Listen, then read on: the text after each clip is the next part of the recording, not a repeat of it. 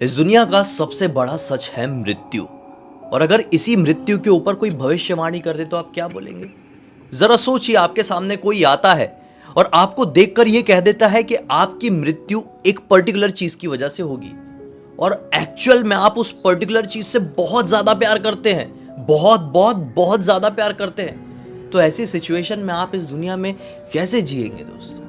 आपको तो ऐसा लगेगा कि जीने का सार ही खत्म हो गया है, क्योंकि एक बहुत कोई शायद महान इंसान ने भविष्यवाणी कर दिया है कि मैं अपनी सबसे ज्यादा चाहती चीज की वजह से मर जाऊंगा। तो अब क्या सोचेंगे?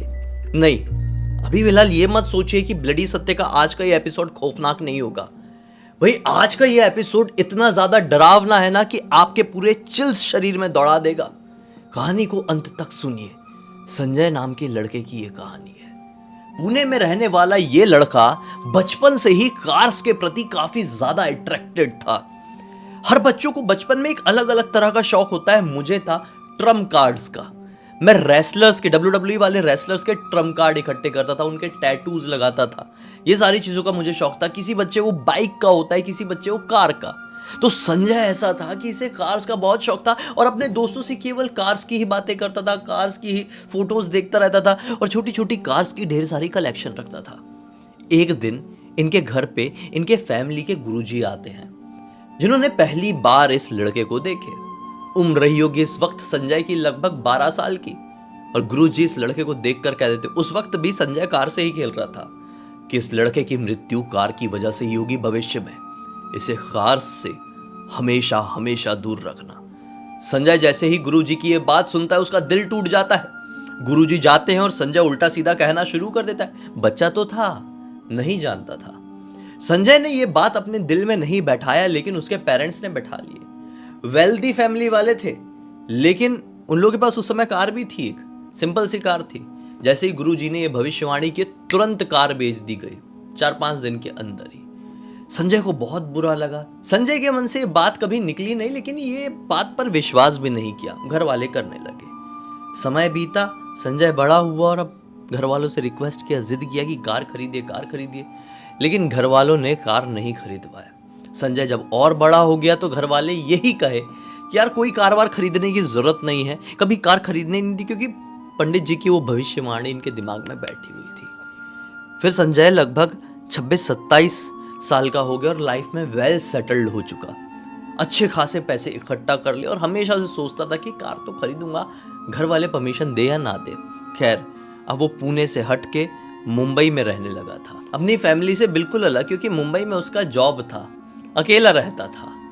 एक दिन की बात है, संजय अपने कोई बहुत पुराने दोस्त, कोई स्कूल का दोस्त रहा होगा, उसकी मैरिज रिसेप्शन पार्टी में गया। इस रिसेप्शन पार्टी में उसके बहुत सारे पुराने दोस्त उससे मिले। संजय मिलके बहुत खुश हुआ, और संजय की ये बचपन की आदत थी, कभी भी अपने दोस्तों से मिलता था तो कार्स की ही बातचीत करता था, और अभी भी उसका नेचर बदला नहीं था। तो कार की बातचीत करने लगा और बात बात में ये टॉपिक भी निकल गया, यार मैं तो बहुत टाइम से अपने पैसे अपने अकाउंट में लेकर घूम रहा हूँ कि कभी भी मुझे कार मिले कोई भी और मैं खरीद डालूं, लेकिन पहले तो सेकंड हैंड ही खरीदूंगा, क्योंकि आज तक मैंने कार चलाया नहीं हूँ। मैंने सिर्फ कार की ड्राइविंग क्लासेस ही लिया हूँ, वो भी मुंबई में अभी कुछ ही समय पहले। जब उसकी ये बात एक दोस्त ने सुना तो बोला, यार कमाल की बात है, मैं भी काफ़ी समय से कार खरीदने के चक्कर में हूँ, मेरी कार बिक नहीं रही है, और तू भी काफ़ी समय से कार खरीदने के लिए रेडी है, लेकिन तुझे भी कोई कार नहीं मिल पा रही है, तो क्यों ना तू मेरी ही कार खरीद ले। तो जैसे ही ये उस फ्रेंड की बात एक दूसरे फ्रेंड ने सुना तो तुरंत बीच में आ गया, बोला कि नहीं नहीं संजय, इसकी कार मत खरीदना। संजय बोलता है, क्यों भाई, मुझे कार मिल रही है, बहुत टाइम से ढूंढ रहा था, मैं ले नहीं पा रहा था, अभी मैं तुरंत चेक दे दूंगा, कार ले लूंगा, क्या टेंशन है। वो दोस्त क्या बोलता है कि नहीं भाई, इसकी कार भूतिया है। संजय बोलता है, अरे यार ये कैसी बात कर रहा है। बोलता है, नहीं भाई, इसकी कार सचमुच में हॉन्टेड है। वो लड़का कहता है कि नहीं, फालतू की बकवास मत कर यार, अच्छी खासी मेरी गाड़ी बिक रही है, इतने टाइम से बेचने के चक्कर में तुझे क्या प्रॉब्लम हो रही है, क्या कार भूतिया है बोलने लगा। इतने में जो लड़का कार बेचने वाला था, उसको किसी का फ़ोन आया। उसने फ़ोन उठाया और साइड में जाके बात करने लगा। अब वो जो दूसरा लड़का था जो कि कार खरीदने के लिए मना कर रहा था संजय को, वो संजय को समझाने लगा, देख संजय, मैं इसको बहुत टाइम से जान रहा हूँ, इसके साथ हमेशा से रहा हूँ, और मैंने देखा हूँ कि इसकी कार पूरी तरह से एबनॉर्मल है। जब कभी भी मौका मिलता है, मैं इसकी कार चलाता हूँ तो मुझे ऐसा फील होता है कि कार में कोई बैठा हुआ है। कार के ब्रेक अचानक से फेल हो जाते हैं और कार तो कई बार ऐसा लगता है कि अपने आप जाके कोई पेड़ वेड़ में खुद से टकराना चाहती है। भाई बड़ी मुश्किल हो जाती है इसे कार में बैठने से ही। तू कहाँ खरीदने के चक्कर में लगा हुआ है। इतने में कार का मालिक आ जाता है। क्यों भाई, हो गया क्या तेरा भड़का के? देख संजय, तुझे खरीदना है तो बता, इसकी जितनी कीमत है ना मार्केट में उससे काफ़ी कम रेट में मैं तुझे दे दूंगा। संजय बोलता है कि हाँ भाई, कितने में? दरअसल वो एक ऐसी कार थी जो कि कोई भी मिडिल क्लास इंसान अफोर्ड कर सकता है। मैं उसका नाम तो नहीं लूँगा, लेकिन संजय उसकी कीमत सुनता है और काफ़ी ज़्यादा खुश हो जाता है। मात्र उसने 80,000 की वो कार बोला, क्योंकि सेकंड हैंड भी थी ना। संजय ने बोला तुरंत ऑन द स्पॉट चेक फाड़ा 80,000 का उसको दे दिया और चाबी उससे ले लिया। बोला डीजल पेट्रोल है कि नहीं कि भरा लूँ? उसने बोला नहीं भाई, फुल है, टेंशन मत ले।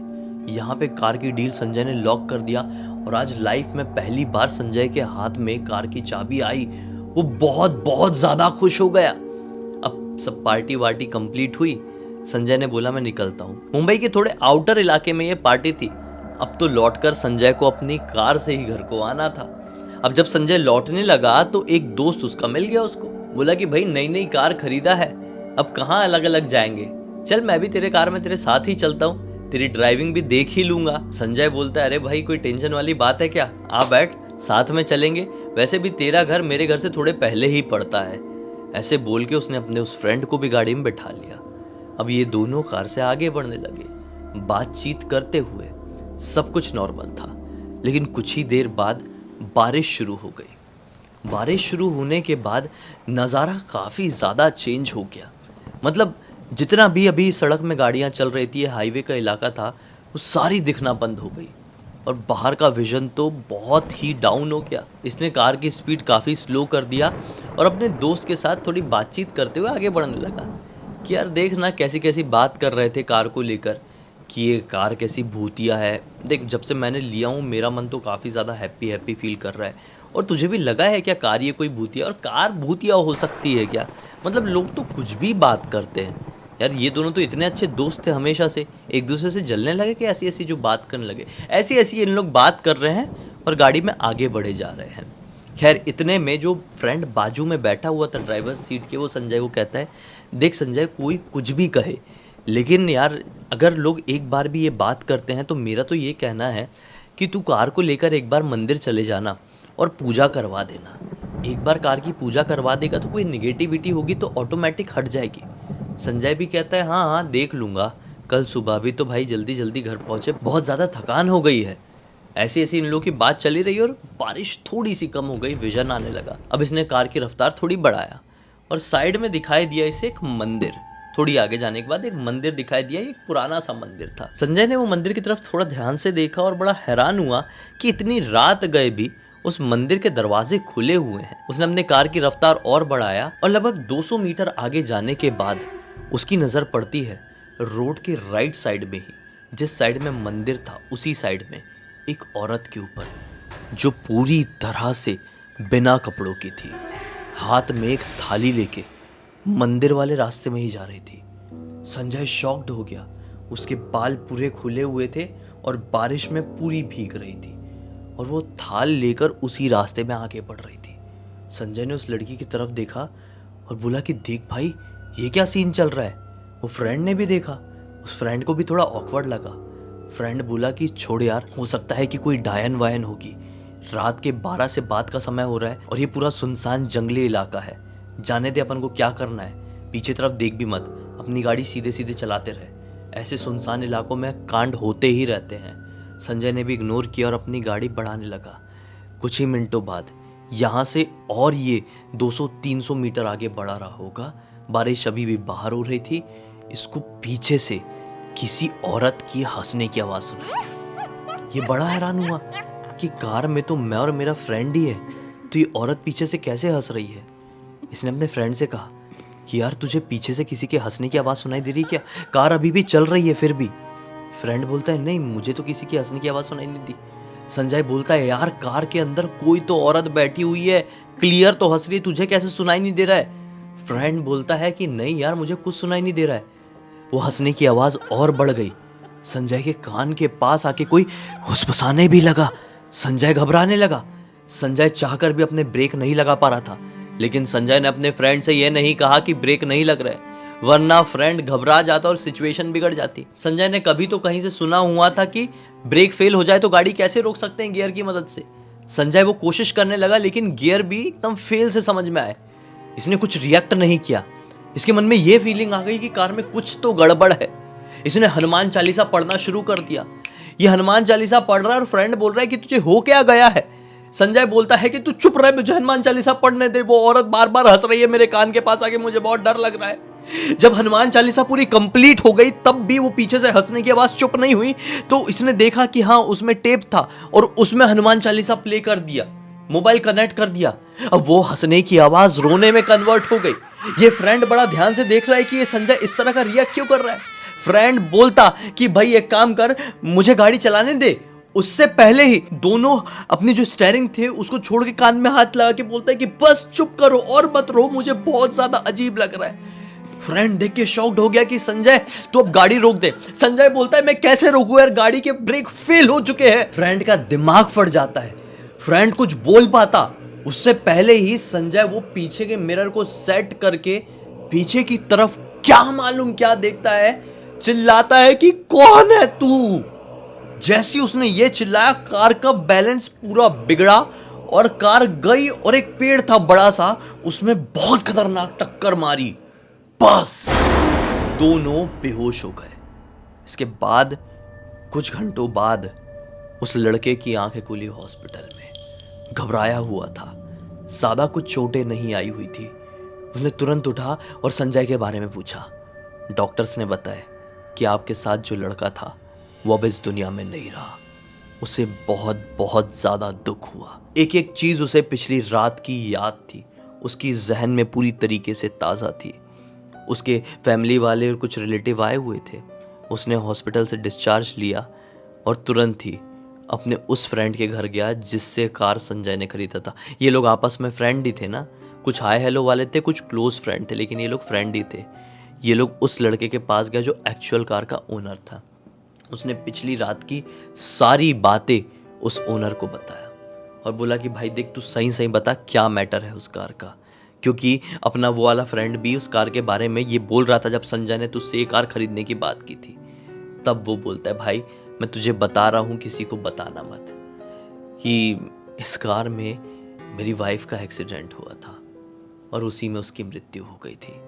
मुझे हमेशा फील होता था जब भी मैं इस कार से कहीं जा रहा हूँ कि मेरी वाइफ मेरी कार में पीछे बैठी हुई है। कई बार उसकी शक्ल मुझे वो मिरर में दिखाई दी। मैं बर्दाश्त नहीं कर पा रहा था, उस चीज़ को दिमाग से निकाल नहीं पा रहा था, इसलिए मैंने सोच लिया था ये कार को बेच दूंगा। संजय जब सामने आया और उसकी क्यूरियोसिटी मैंने देखा कार खरीदने की, तो मैं खुद को रोक नहीं पाया, मैंने उसको कार बेच दिया। लेकिन मैंने कभी सोचा नहीं था कि उसके साथ ऐसी कुछ दुर्घटना हो जाएगी। खैर जो होनी थी वो हो गई। संजय का वो दोस्त जिसका नाम मयंक था वो भी वहाँ से लौट गया। फिर कुछ समय बाद मयंक ने ये पूरी कहानी अपने छोटे भाई को बताई और उस छोटे भाई आनंद ने मुझे इंस्टाग्राम पर लिखकर भेज दिया। बोला कि भाई पूरी दुनिया को बताइए कि ऐसी ऐसी चीज़ें भी एग्जिस्ट करती हैं, ऐसे ऐसे कांड भी इस दुनिया में हो सकते हैं। तो ले आया आप लोगों के सामने ये खौफनाक कहानी। कुछ भी कहो, मयंक के ऊपर की ये भविष्यवाणी बड़ी खौफनाक तरीके से सच हुई है।